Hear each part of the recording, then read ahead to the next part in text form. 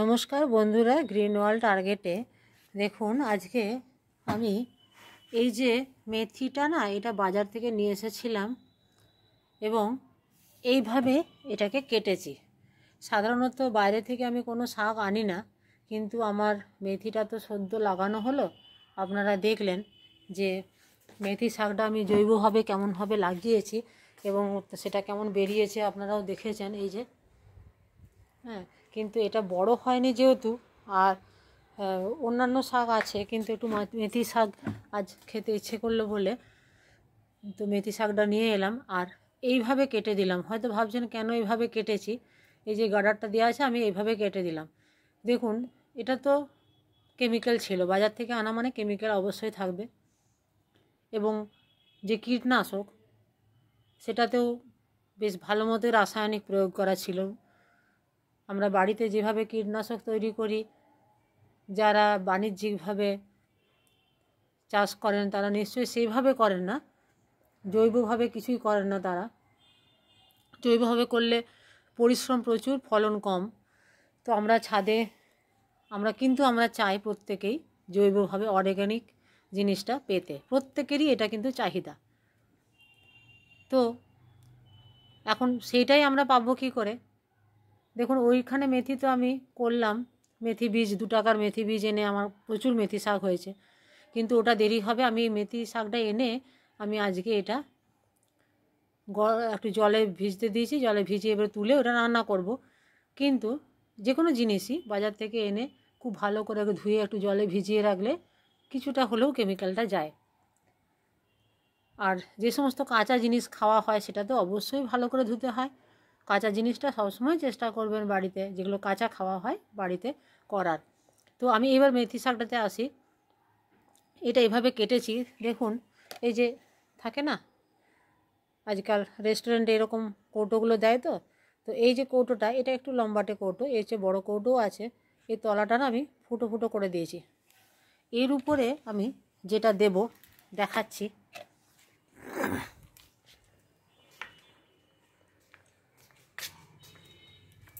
এই যে এটা কোকোপিট মাটি মেশানো আছে। আমি তলায় একটু টুকরো টাকরা কাগজ দিয়ে দিলাম, যাতে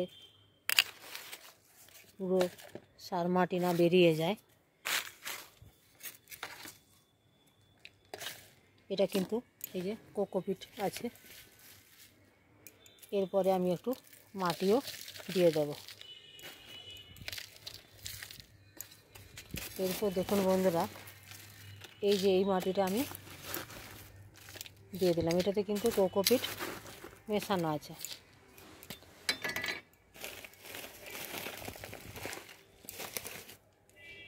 এরপর আমি এখানে এটা রেখে দিলাম।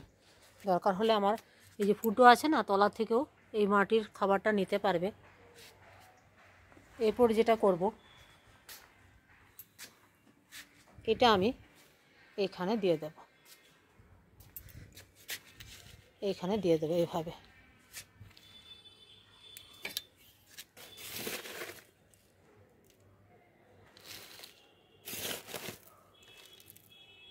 তো এরপরে দেখবেন 15 দিন হবে না, এখান থেকে কিন্তু ভালো মতো ডালপালা বেরোবে।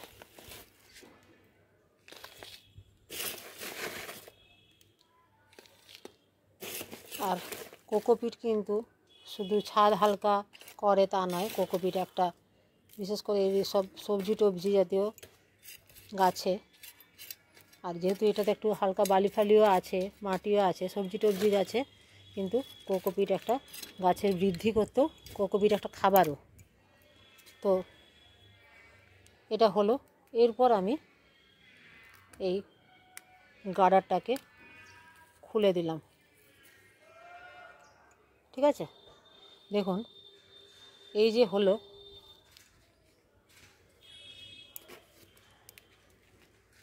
এটা কিন্তু আমার খুব ভালো মতো গাছ বেরিয়ে যাবে। একটু প্রথম অবস্থায় একটু ছায়া ছায়া জায়গায় দিয়ে দেব, তারপর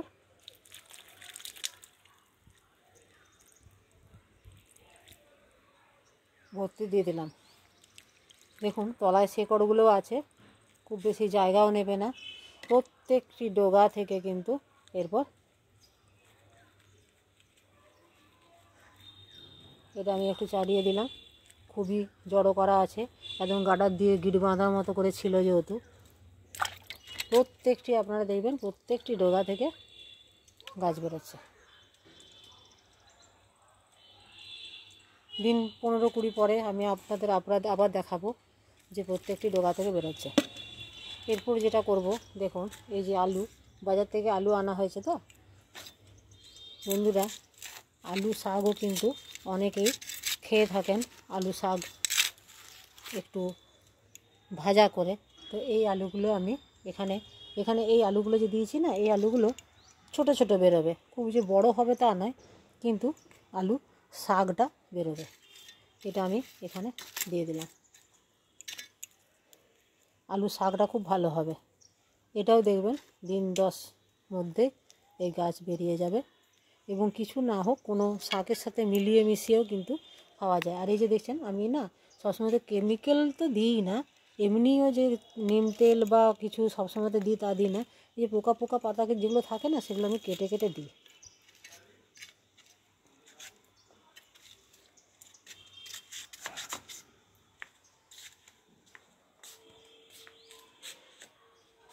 এই যে দেখুন, আর এই যে গত ভিডিওতে দিয়েছিলাম বাজার থেকে আনা 2 টাকার ধনে, যেটা মানে মুদির দোকান থেকে, তার থেকে আবার হাফের বেশি পড়ে গেছিলো।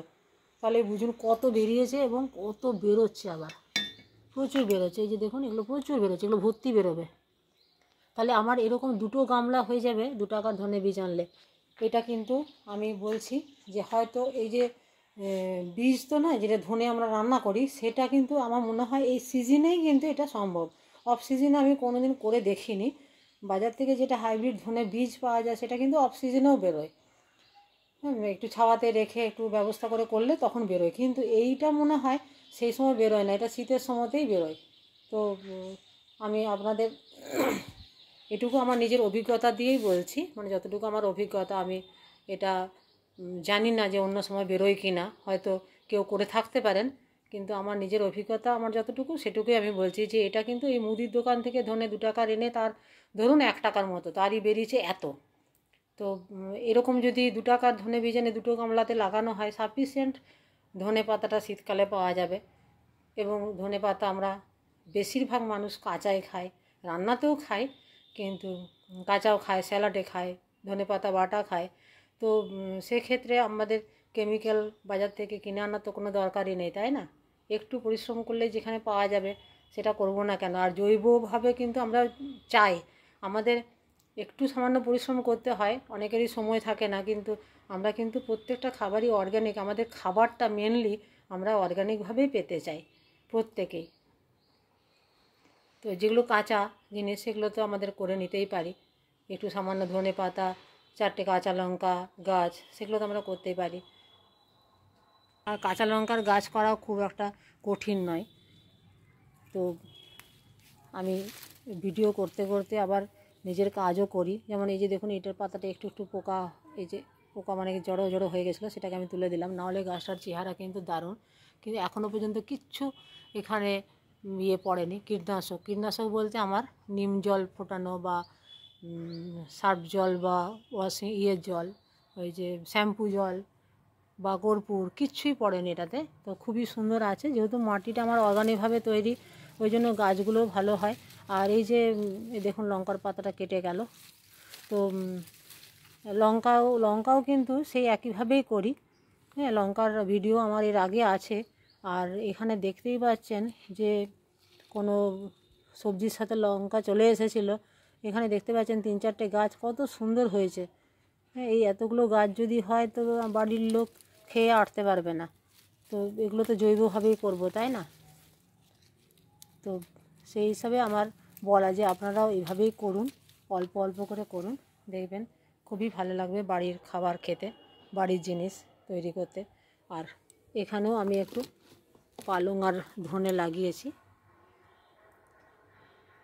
আর এইটা না আমি একটু ঠান্ডাতে, বা ঠান্ডা নয়, একটু ছাওয়াতে গাছের নিচে নিচে আমি একটু রেখে দেব। গাছের নিচে বলতে আর অন্য জায়গায় নিয়ে যাব না, এখানটাতে রেখে দিই। এই যে সবেদা গাছের আড়ালে থাকবে এটা, ছাওয়াতে। এখানে কিন্তু এটা খুব সুন্দর হবে। তো আজকে ভিডিওটি কেমন লাগলো জানাবেন কমেন্টে। যারা আমার চ্যানেলে নতুন তারা অবশ্যই সাবস্ক্রাইব করবেন, পাশে থাকবেন আর গাছ করুন, খুব খুব ভালো থাকুন। আজ রাখি, দেখা হবে পরের ভিডিওতে।